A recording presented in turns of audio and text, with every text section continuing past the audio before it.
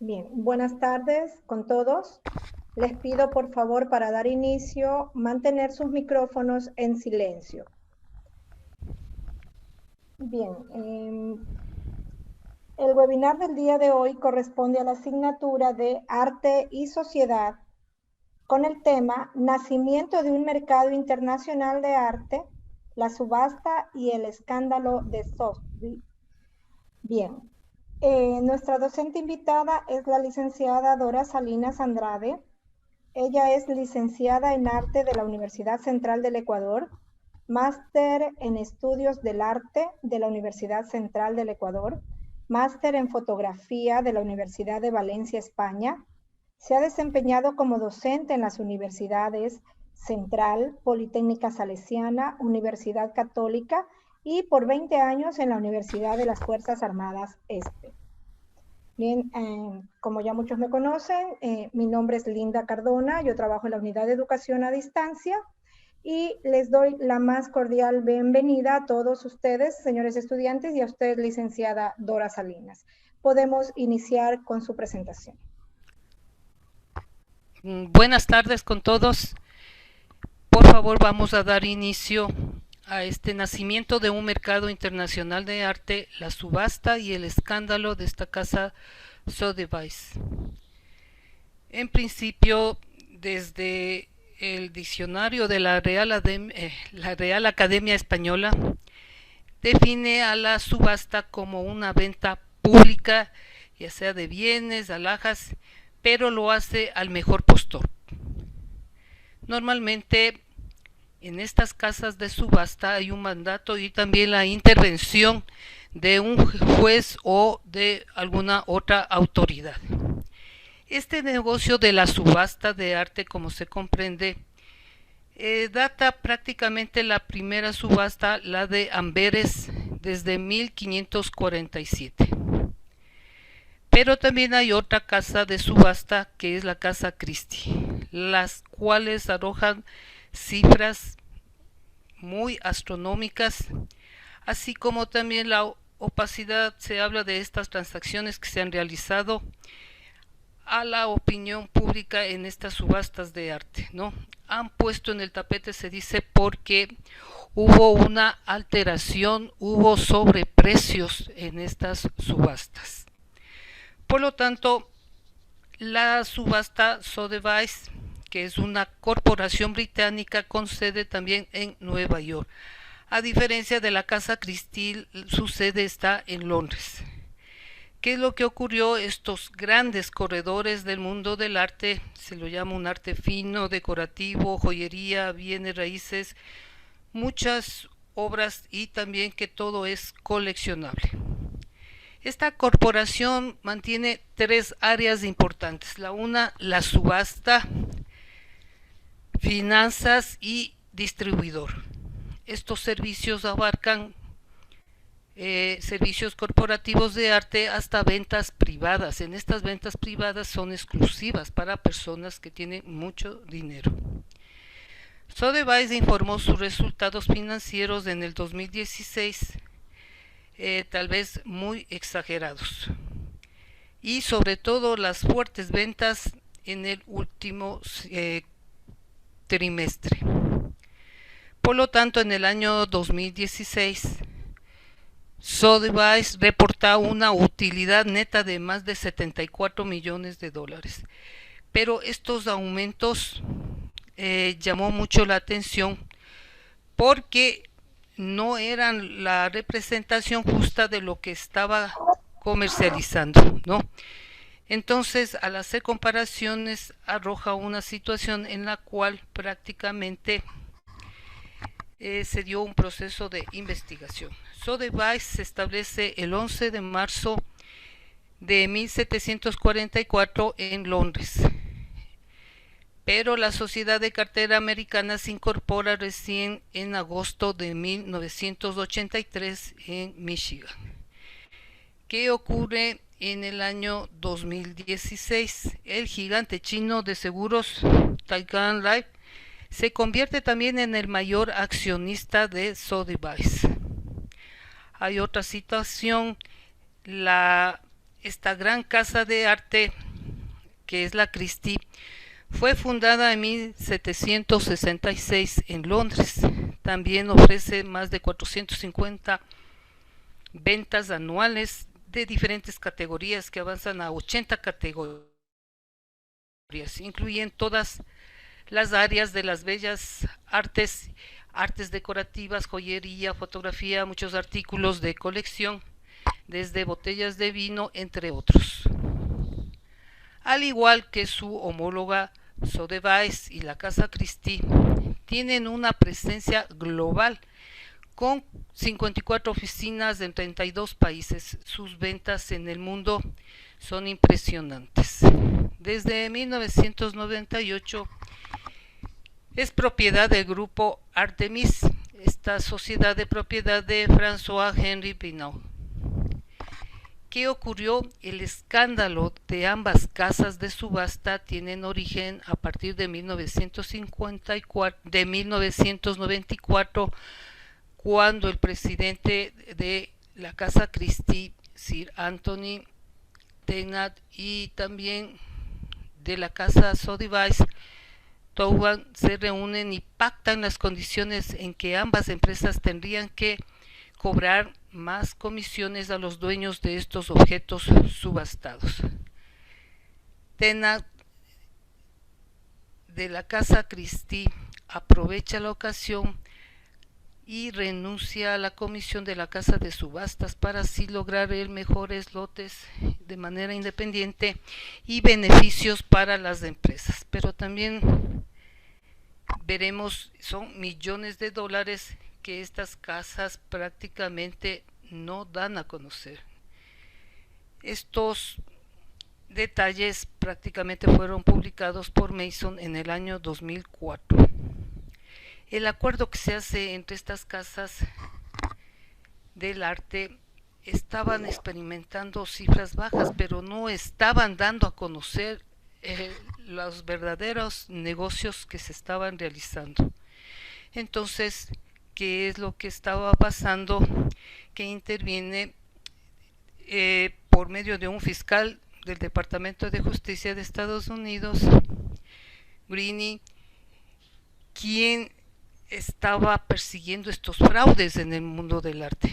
También se incorporan que estas casas de arte, que son las más grandes en el mundo, si bien es cierto, daban a conocer X valores, no los que realmente ellos estaban comercializando. Por eso se habla del escándalo de la casa, sobre todo Sotheby's. Va más allá que en estas casas hay un antimonopolio, pero aún así ellos estaban abarcando todo el mundo del arte.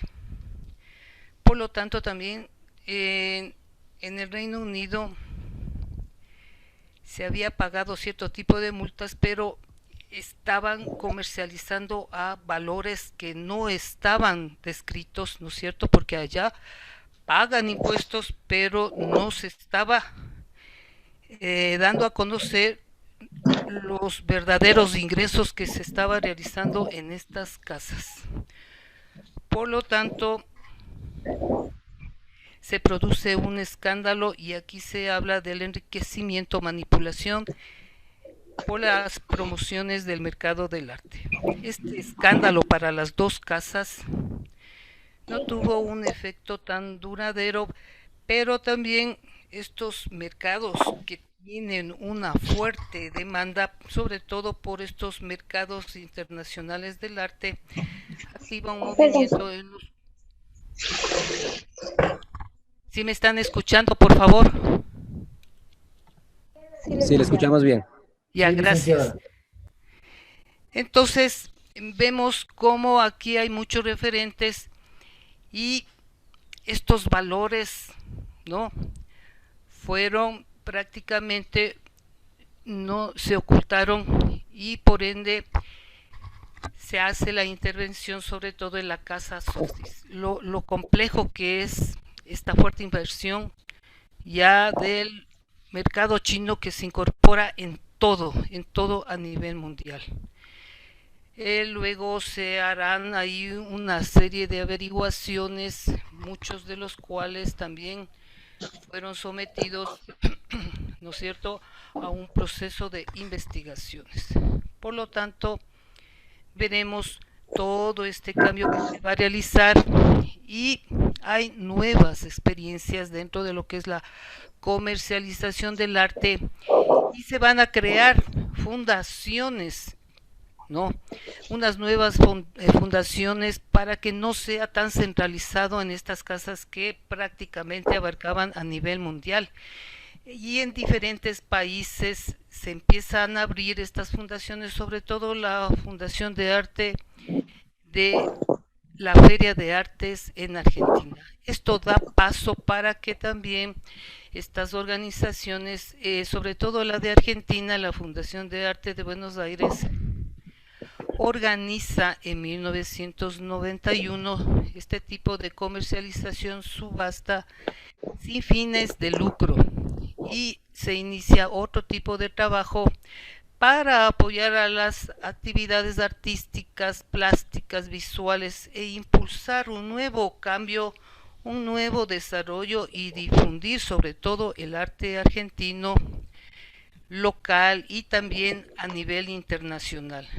Al dar este primer paso, se crea una gran feria de galerías de arte en Buenos Aires, que hoy en la actualidad se ha convertido en la mayor y más importante feria de arte contemporáneo y también regional.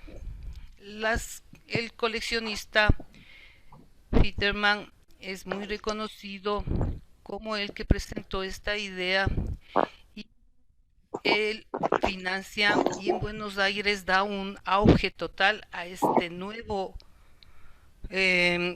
a partir de una fundación se da este, este paso importante en que se da la apertura prácticamente a la nueva feria y comercialización, un nuevo mercado para el arte, sobre todo latinoamericano, y con esta feria, ¿no?, se promociona a nuevos artistas. También aquí se incluye un nuevo programa con auditorio, hay un premio del arte de Buenos Aires con auspicios de Petrobras en artes visuales, hay otro programa de la Fundación de Arte de Buenos Aires con Zurich, también este otro grupo que se llama El Barrio Joven y se incluye también homenaje a grandes artistas.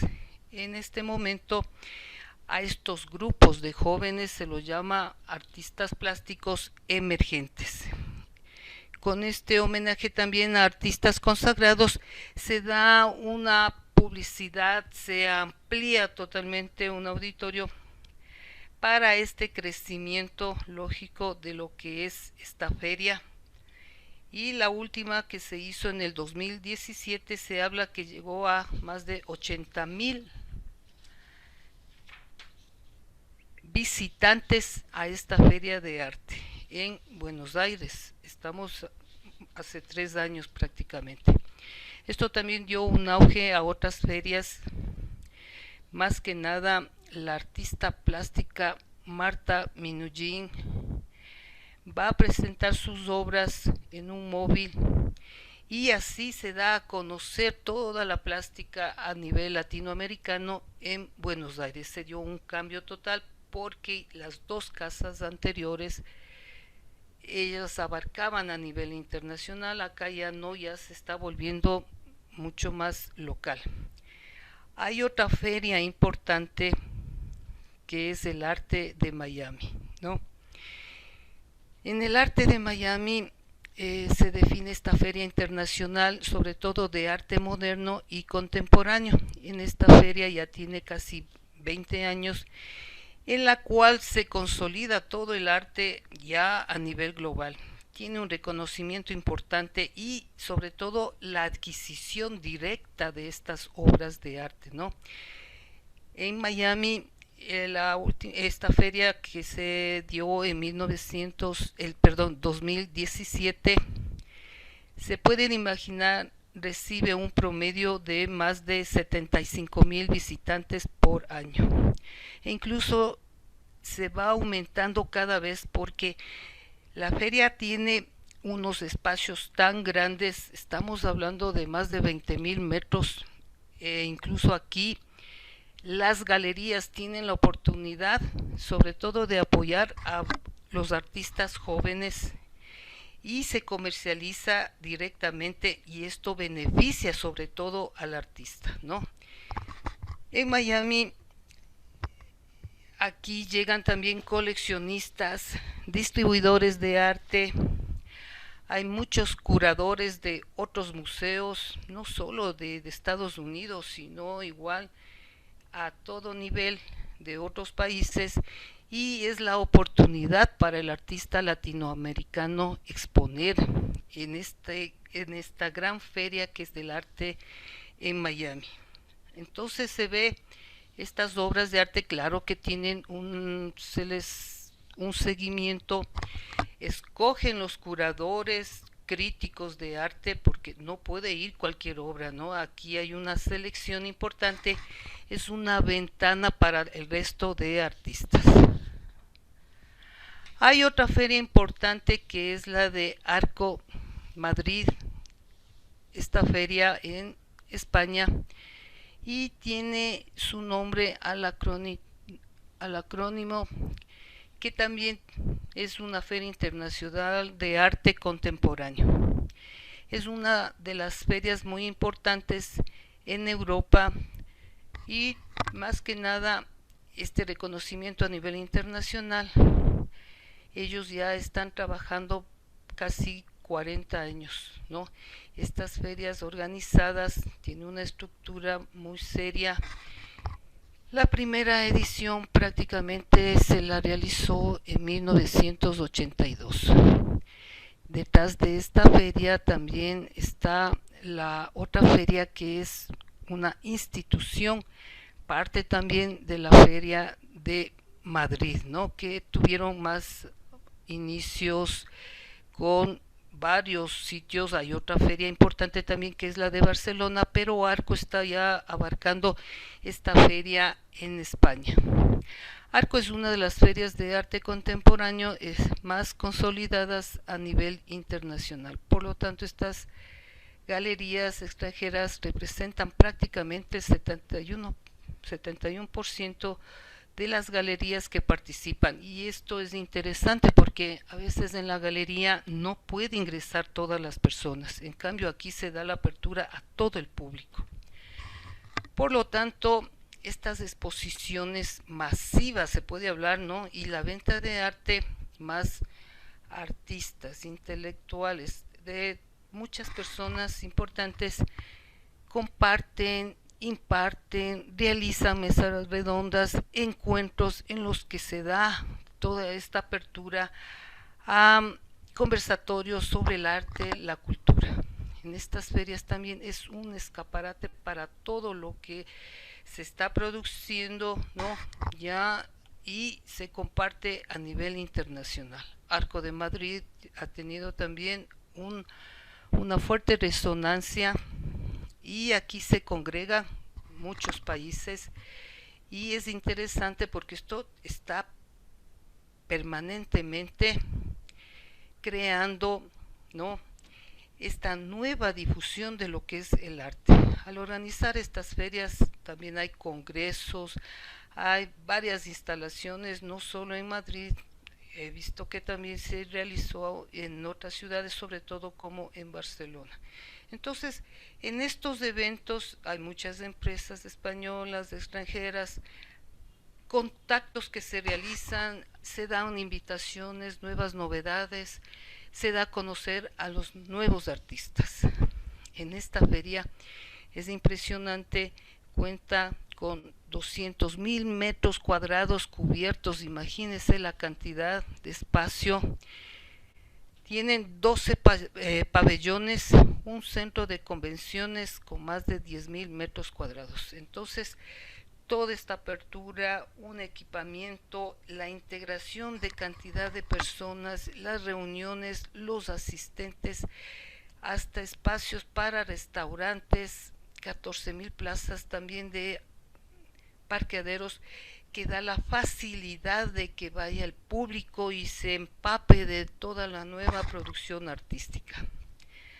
Aquí se ofertan muchas obras que van desde las vanguardias con 2 siglos anteriores, obras de arte que se comercializan, y también todo lo referente al arte actual, al arte moderno, al arte contemporáneo. Por eso es importante esta Feria de Madrid, Arco, que tratan, ¿no?, de dar un apoyo al desarrollo, al mercado del arte en España e impulsar el coleccionismo, pero ya de una manera mucho más amplia, no ahí tan centrado como las casas Christie, que son prácticamente sitios específicos, ¿no?, en donde allá sí se comercializa estas obras de arte, pero que ya tienen un costo sumamente alto. Hay una gran diferencia de estas ferias, ¿no?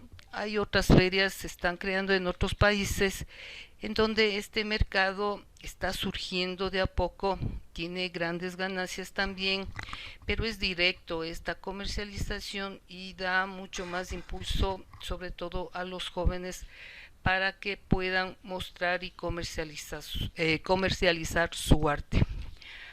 ¿Y qué ocurrió con las dos casas, no? El mismo director de la casa, tanto de la casa Christie como de Sotheby's, tuvieron serios problemas, e incluso porque ellos no indicaron sus ingresos. Además, las obras de arte inflaron sus precios, fueron de una manera exagerada, a tal punto que tuvieron que ir presos. Les llevaron a la cárcel porque tampoco estaban pagando los impuestos, y en Estados Unidos esto es muy grave. Por lo tanto, ha dado paso, vemos, a estas nuevas subastas de arte, a las fundaciones y a estas comercializaciones, ¿no es cierto?, en las ferias de arte. Pero también la de Miami es muy notorio. Es impresionante la cantidad de obras que se expone, y la comercialización es diaria. A veces estas ferias quedan por 15 días, puede ser más tiempo, y realmente es algo muy importante para los artistas, para el público que tiene este acceso, porque es limitado a un museo, ¿no es cierto? Es limitada a una galería cuando uno va a una exposición. Acá la diversidad de propuestas en estas ferias de arte han dado auge a este nuevo paso para conocer a nuevos artistas. Sobre todo se habla mucho del artista emergente. Por favor, algunas preguntas, algunas inquietudes.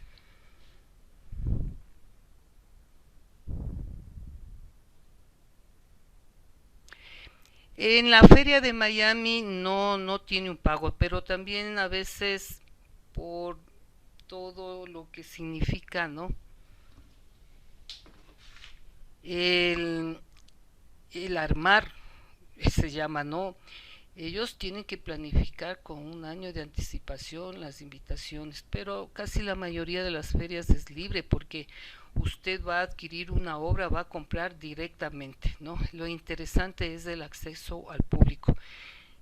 Con este problema de la pandemia, sí tuvo una repercusión muy grande en la feria de Miami. Por lo general se la realizó en el mes de febrero. Este año no sé si se está abriendo ya, no sé si en estos próximos días, la feria de Miami, porque es impresionante la cantidad de obras. En todo caso, las otras ferias por lo general son libres, ¿no? Algunas tal vez es algo muy módico, porque tienen muchos gastos, ¿no?, para armar instalaciones, todos los espacios, como son las distribuciones, son impresionantes. ¿Alguna otra pregunta, por favor?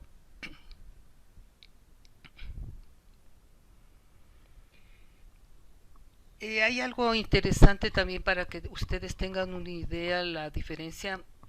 Hay Licenciada, exposiciones que se llaman, dígame, perdón que le corte, licenciada. Buenas tardes con todos. buenas tardes.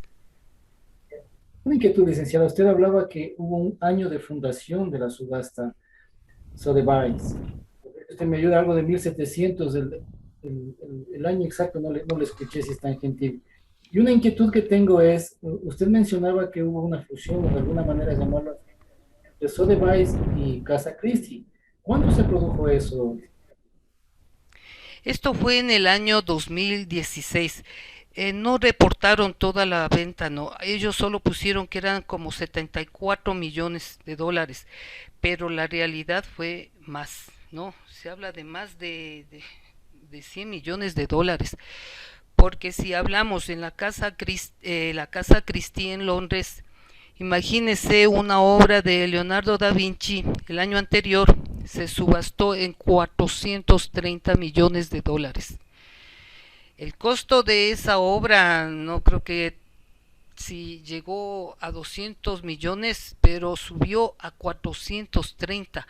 O sea, cómo pujan por los precios para la adquisición esta obra que sea de Leonardo da Vinci.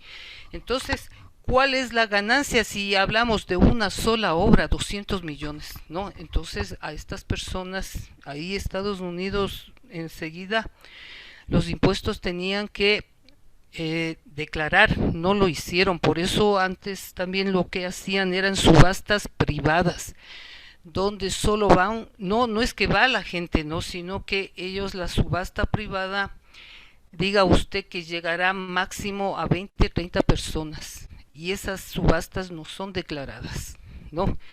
Entonces todo esto se está controlando, por ende lo complejo es que adquieren los chinos de esta empresa china y también ya está incursionando en el arte y esto es bastante complicado, ¿no? ¿Qué ocurre si las dos subastas, estamos hablando de Sotheby's, prácticamente se inicia en 1547, ¿no?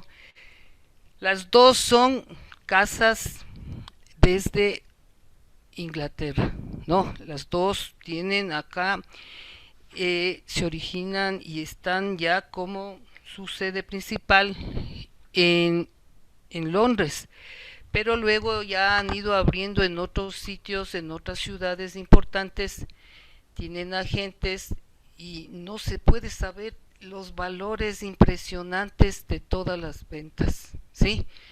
Lo que se ha vendido en Estados Unidos sí llamó la atención porque que ellos solo reporten una utilidad de 74 millones es muy poco. Si solo con una obra de arte se puede imaginar que llegue a más de 200 millones de dólares, ¿no? Por ejemplo, cuando se vendió, yo me acuerdo hace unos casi 8 o 10 años, el retrato de Picasso, su autorretrato que era en color azul. En ese momento todo el mundo se asustó.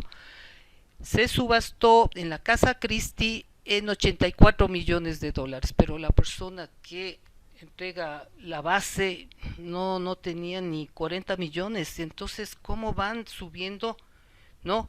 Estos costos, algunos se dan a conocer, imagínense lo que no se conoce en las subastas privadas. Estas casas tienen unos ingresos altísimos, ¿de acuerdo?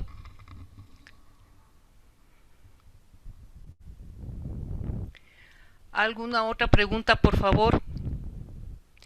Acá, por ejemplo, en el Ecuador, subasta como tal, lo que se hace a veces es, por ejemplo, una subasta de obras para el artista, ¿no? En el caso de, recuerdo que era por ayuda, en el caso de Catase, ¿sí? Entonces se hizo porque Catase murió, estuvo bastante enfermo, se hace para el artista o los artistas donan obras de arte y se subastan para ayuda social o benéfica, ¿sí? Pero como subasta se hizo hace unos 10 años o más, que eran estas subastas para alguna ayuda, ¿no? Sin fines de lucro. Claro que se vendía a buenos costos, pero no tiene ninguna relación de que acá en Europa estamos hablando de millones de dólares. Aquí ninguna obra llegó a millón de dólares. Eso es totalmente diferente. Sí, claro que hay un impacto social de las subastas porque muchas personas quisieran adquirir, ¿no? Pero es imposible, sobre todo de las dos casas. Por eso, al estructurar, al organizar estas ferias, la que se organizó, claro, en Miami ya tiene 40 años y no es la única feria en Estados Unidos, pero para Latinoamérica al organizar esta feria en Buenos Aires fue muy valioso porque de aquí también del Ecuador viajaron algunos artistas, se han dado a conocer y esto permite, ¿no?, esta comercialización, que se internacionalice el artista. Entonces, esta feria usted puede adquirir a bajo precio, ¿no? Está asequible, no en las otras ferias que son, por ejemplo, en Estados Unidos sí son un poco más costosas, a diferencia de la feria de Buenos Aires. ¿Alguna otra inquietud, por favor? Sí, muy buenas tardes, profesora. Tengo una inquietud. Me Dígame. gustaría saber más o menos Ecuador cómo se estaría proyectando en este tema en un corto, mediano o largo plazo.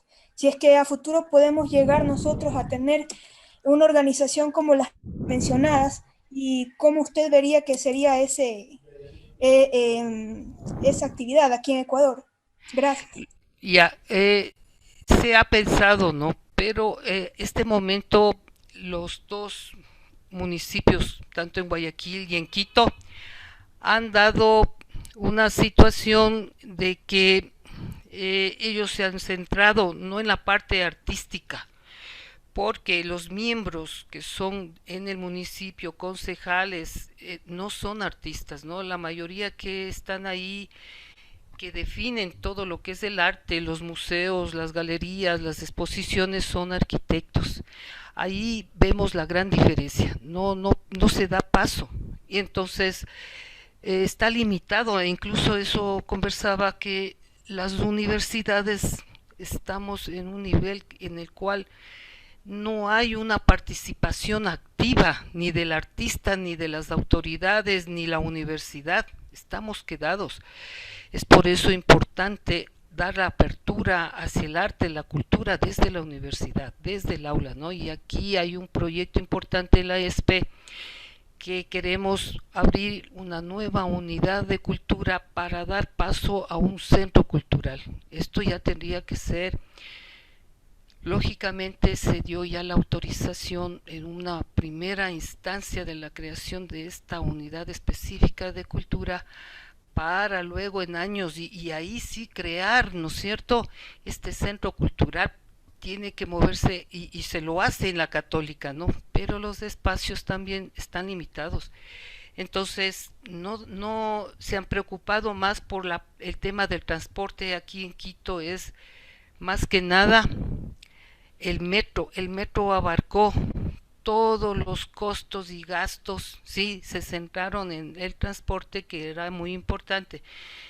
Se ha hecho algunos eventos, pero no a este nivel de una feria de arte. Más que nada lo que se organiza, y esto está mal entendido, las ferias que se hacen de artesanías, eso cambia. Entonces, a ustedes como jóvenes les corresponde ya ver cómo se impulsa, ¿no es cierto?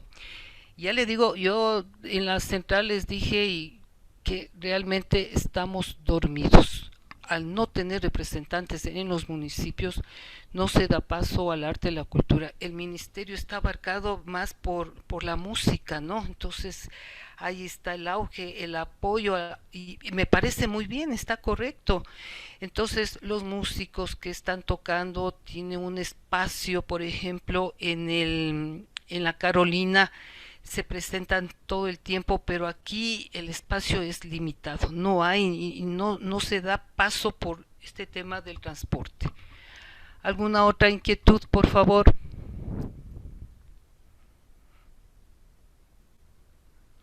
Sí, aquí hubo un gran problema, que se hizo el plagio de las obras de un artista, no quiero dar el nombre, en Guayaquil.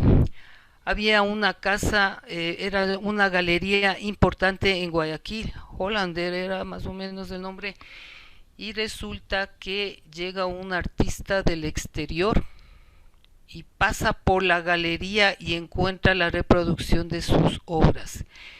Se armó un tremendo escándalo, este, se le denunció a la dueña de la galería y le buscaban a los artistas y no sé en qué quedó, pero hay plagio, pero también ahora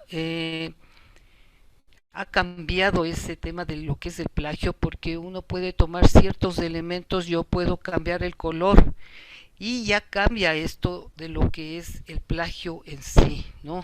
Entonces, si usted, pongamos que a mí me gusta una fotografía, o yo tomo alguna, o pinto algún tema referente a algún artista, Guayasamín. Entonces, Guayasamín es reconocido, ¿no?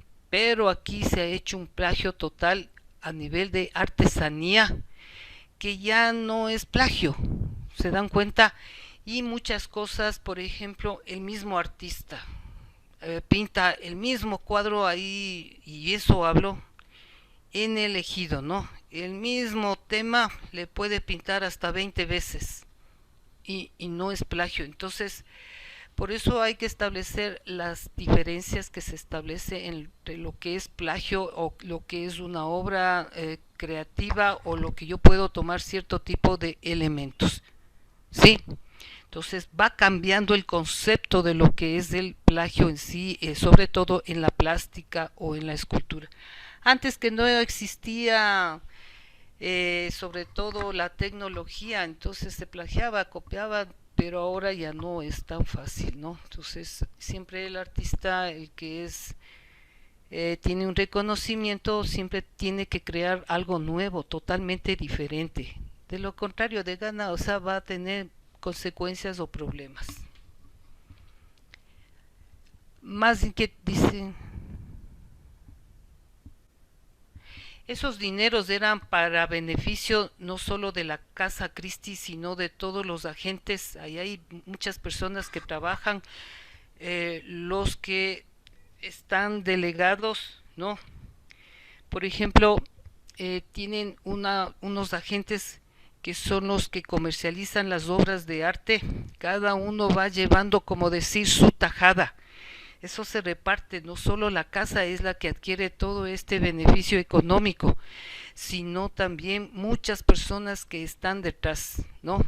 La casa pública envía a estos corredores, se puede decir, de arte, y ellos tienen también su parte, su ganancia. Si pueden vender en más, mucho mejor. Entonces, por eso es lo que se está ahora interviniendo a estas dos casas. Ya todo este arte, todo lo que ellos comercializan, se está tratando de que sea público, ¿no? Para que no tengan estos problemas que fueron muy graves, muy desalentadores.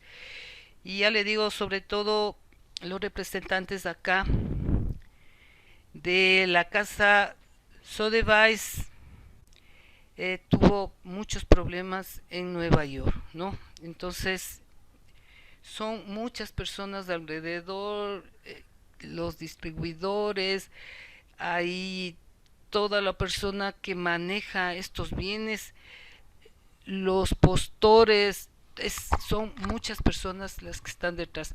Sobre todo están últimamente tratan de tener cuidado, porque están saliendo ya las obras que fueron robadas por los nazis, ¿no? Están tratando de identificar qué es lo que se está vendiendo, porque se perjudicó a muchas personas en Europa, ¿no? Que fueron estas obras robadas. El dinero, lamentablemente, con la deuda externa, no le ha permitido el apoyo hacia el arte, la cultura. La deuda externa, estamos llegando, creo que ya más de 80.000 millones de dólares más. Entonces esto ahoga al gobierno y tiene que dar preferencias. La primera es a la salud, la educación ya no da abasto. Imagínese, el arte, la cultura es como una cenicienta, está casi en el último lugar. Antes había muchos eventos, exposiciones, ahora todo está totalmente limitado, ¿sí?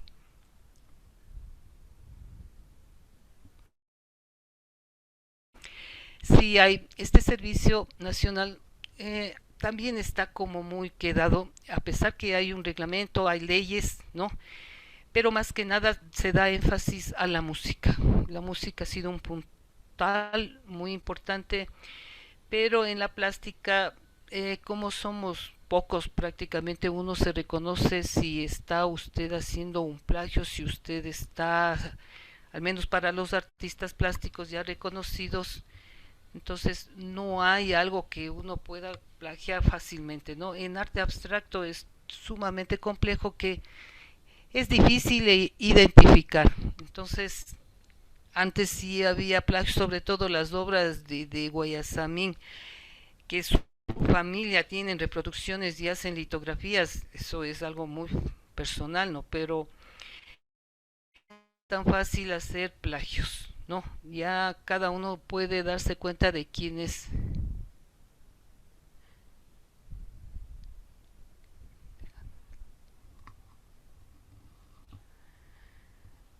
¿Qué le diré? Esto ya es muy personal, ¿no? Cómo uno se da cuenta que hay una situación económica muy limitante es cuando no se venden las obras de arte. Es el primer elemento en el cual se identifica. No hay comercialización de obras de arte, entonces el país está en un declive total. ¿Sí? Así es como es un detonante en cuanto a estas limitaciones, porque las personas tienen que primero gastar en la alimentación, como decía, la salud y la educación, eso es lo básico. En cambio ya las obras de arte, ya realmente solo las personas que tienen adquieren las obras de arte, y por ende han bajado totalmente los precios. Ya las galerías ya no existen, solo fue más o menos un boom que se dio en 1980, cuando empieza prácticamente ya la exportación del petróleo. Entonces se crearon cantidad de galerías, llegaban artistas al nivel latinoamericano, llegaron y se comercializaron con precios exuberantes. Después de ahí fue el bajón, ya ahora se limita a cierto tipo de museos, a cierto tipo de obras, y casi galerías muy pocas. Hoy todo se vende, ¿no es cierto?, digitalmente. Ya no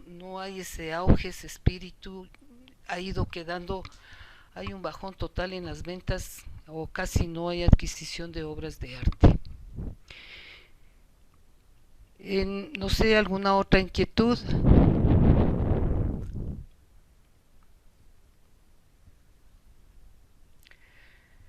Hay algo que les estaba comentando, y esto para finalizar. Hay que diferenciar, ¿no? Hay exposiciones que se llaman itinerantes. Estas exposiciones son cuando obras de arte, obras maestras, les voy a hablar como una de las obras más importantes, es la que está en el Museo Tate en Londres. Esta obra son las obras viajeras, ¿no? Se arma una exposición a partir del Museo Tate en Londres, viajan a diferentes museos, diferentes países, pero para que salgan, el caso es de la obra El matrimonio Arnolfini de Jan van Eyck, data más o menos de 1400. Esta obra casi tiene 83 centímetros por 57 centímetros, es al óleo, porque él descubre el óleo como técnica.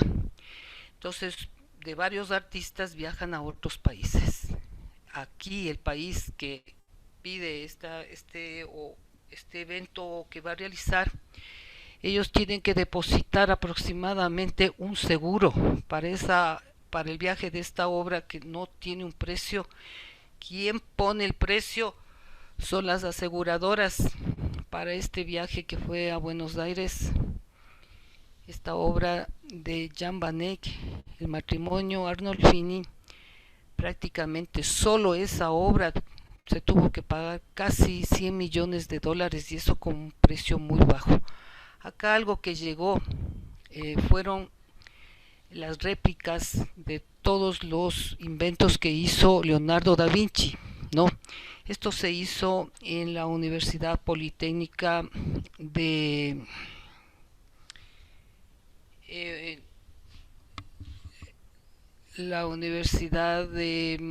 en Italia.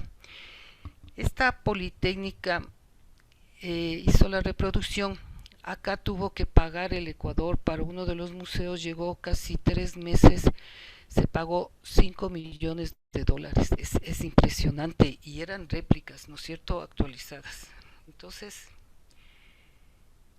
muy poco llega arte del exterior, pero ahora ya no ha llegado en algunos años, entonces se hace complejo. Entonces estas son las exposiciones itinerantes. ¿Alguna otra inquietud? La Politécnica, perdón, es de Milán, ¿no? Y fue interesante, hubo la oportunidad, viajamos con los estudiantes, nos fuimos al museo, los estudiantes, era casi las 10 de la mañana, se quedaron hasta las 5 de la tarde, tuvieron que sacarnos porque ver cada uno, y aquí la explicación era en inglés, ¿no? Llegaron estas personas, los guías, y entonces no había una traducción, y la ventaja, como se podía entender, esto fue muy valioso, y así se podía salir a veces antes hacer estos recorridos, sobre todo cuando teníamos estas asignaturas de arte. Hasta aquí vamos a llegar. Quiero agradecerles muchísimo la oportunidad que me brindan para compartir con ustedes estos temas interesantes e importantes sobre el arte. En esto, muchas gracias, sobre todo que hemos hablado sobre las casas y subastas tanto de Christie como de Sotheby's, y sobre todo las ferias iniciado para la comercialización de las obras de arte. Muchas gracias. Gracias, ingeniera Linda Cardona, por su invitación, muy gentil. Muchas gracias, licenciada. Gracias a ustedes, señores estudiantes, por su participación. Que tengan todos una muy buena tarde.